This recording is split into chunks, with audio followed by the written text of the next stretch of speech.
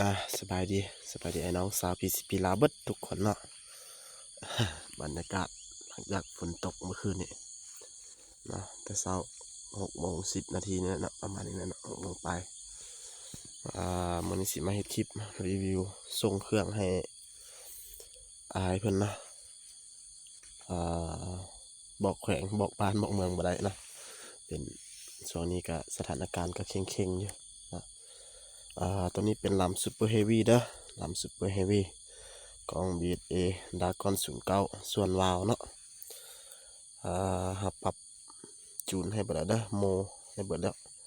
ตั้งแต่เกวัดลมเป็นของเวมาเนาะเวมาเป็นของเยอรมันแท้เด้อทางในบอกว่าจะเป็นแหวนโมบีอาร์ลูกยางคัสเนรอนยาง NBR09เนาะแข็งทางในบอกนี้เขาตั้งลมอยู่ประมาณ1,300นะหรือว่า13 MPa แหละเนาะตัวนี้เป็นลำซูเปอร์เฮฟวี่เด้อซูเปอร์เฮฟวี่ยาว30ปลายเซนนี่แหละเนาะ31-32 เซนเนาะเพิ่นว่าเพิ่นว่าเอา50 เมตรก็ได้บ่ต้องเทสไกลเนาะแต่ว่าเขาจะยิงเพื่อให้เพิ่นเลยเนาะเพิ่นแหละระยะเพิ่นเอามาว่ามันสิจักแมตรเนาะ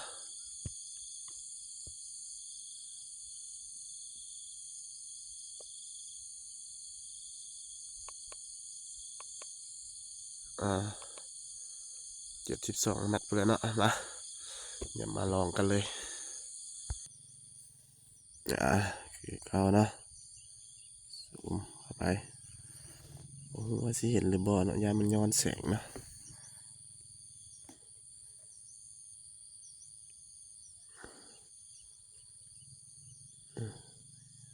เพราะว่าฝนตกมันจะมัวได้น้อยนึงลองยิงเอาเลยเนาะก็คือน่าสิเห็นอยู่เนาะ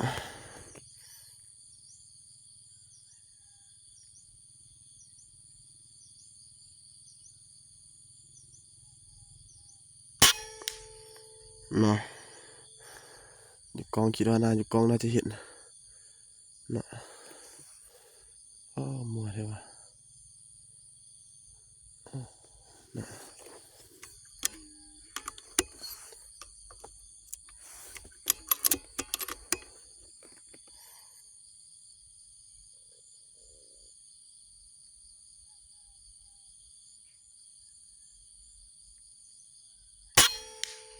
เห็นปะทุกคนเห็นปะเนาะเป็นวันขาวๆกันเลยเด้อ70 ปลายเมตรเด้อ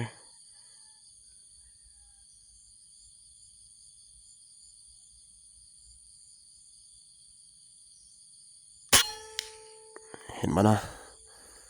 เห็นปะนี่นะเครื่องเม็ดมนๆนี่เลยนี่เนาะ3 นัดแล้ว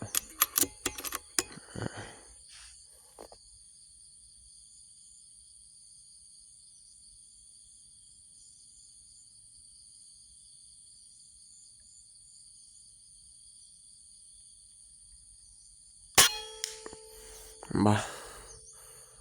เนาะแตกออกแล้วเนาะโอ้เสียดายกล้องมัวมันย้อนแสงให้เลย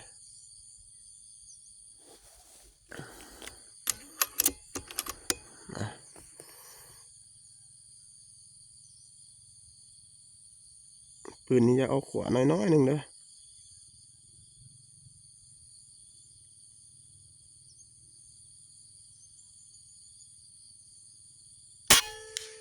เห็นปะ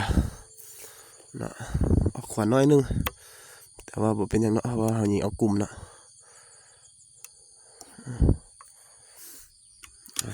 นี่อีกเห็นเลย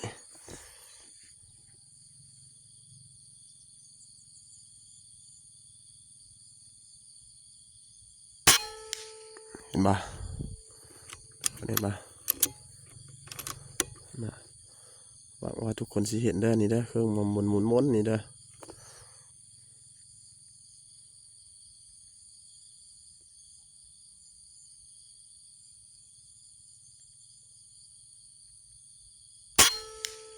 เห็นปะเนาะบ่มีนัดหลุดเลยนะบ่มีนัดหลุดเลย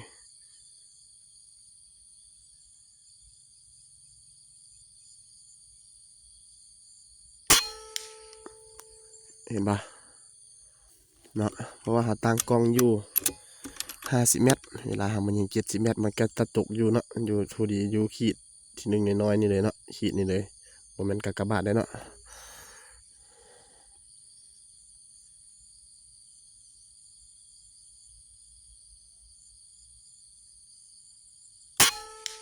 เห็นปะ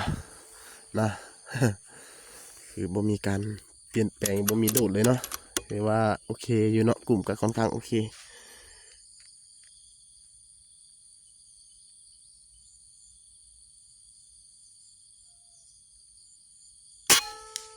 เห็นบ่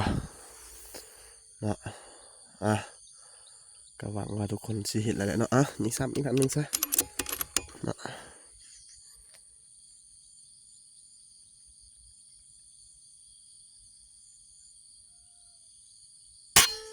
อืมเนาะอ่ะ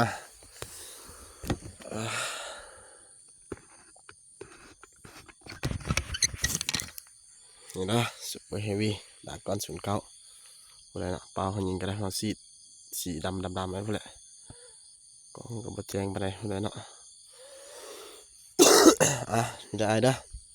แต่ว่าไอ้เพิ่นสั่งเป็นถังคาร์บอนเด้อแต่ว่าสิไปซอกถังคาร์บอนใส่ให้เพิ่นเพราะว่าอันนี้เขามาใส่เทสซื่อๆเนาะตามนี้เด้อของไอ้เด้อแล้วอีกอันหนึงเนาะสีว้าวเลยเพราะสำหรับดากอน09แล้วก็ M3 ที่ซื้ออยู่ห้านเขาเนาะเขาจะดื้อเนาะดาดนี่ออกหน่อยหนึงเนาะลูกค้าส่วนใหญ่แล้วเข้าใจว่าเขาเอาเครื่องเก่าไปให้เนาะที่จริงแล้วมันบ่แม่นเด้อเอาเดากระดาษทรายนี่ถูกหน่อยหนึงเพื่อให้มันเข้าร่องตรงนี้ได้เนาะเพราะว่าตัวนี้มันเป็น11ได้เนาะแล้วตัวนี้เป็น10เนาะเขาก็ต้องได้ปรับแต่งได้หน่อยหนึงเนาะเพื่อให้มันเข้าร่องนี้ได้เด้อลูกค้าส่วนใหญ่แล้วว่าเอาแต่เครื่องมือสองมาขายเครื่องมือสองบ่แม่นเครื่องมือสองเด้อตามนี้เด้อขอขอบใจนี่เด้อลมลงอยู่ประมาณเหลืออยู่ประมาณเท่าไหร่วะใกล้1,300 1,400แล้วเนาะแต่ว่ายิงก็ยังถึกอยู่เนาะนี่เนาะขอบใจเด้อไอ้น้องคนใดสนใจติดต่อมาได้เลยหรือว่าอยากให้เราประกอบให้อยากให้เราเฮ็ดวิดีโอลองให้แบบนี้เนาะแต่ว่าต้องได้ใช้เวลาเด้อจำพวกที่อันเรียกห้องให้เทสในเพราะว่ามันได้ใช้เวลาค่อนข้างดนเด้อเพราะว่าประมาณ3 4 5 มื้อพุ่นแหละเนาะเพราะว่าเราต้องได้งานเขาอยู่นครหลวงพุ่นเนาะแต่ว่าบัดเวลาเขาสิเทสสิ่งหยังเขาต้องได้ออกมาเที่ยวนอกเขตนอกพี่เนาะเพราะว่าอยู่นั้นมันเป็นเขตชุมชนเขาเทสเขาลองบ่ได้มันได้ใช้เวลาประมาณ2 มื้อเนาะ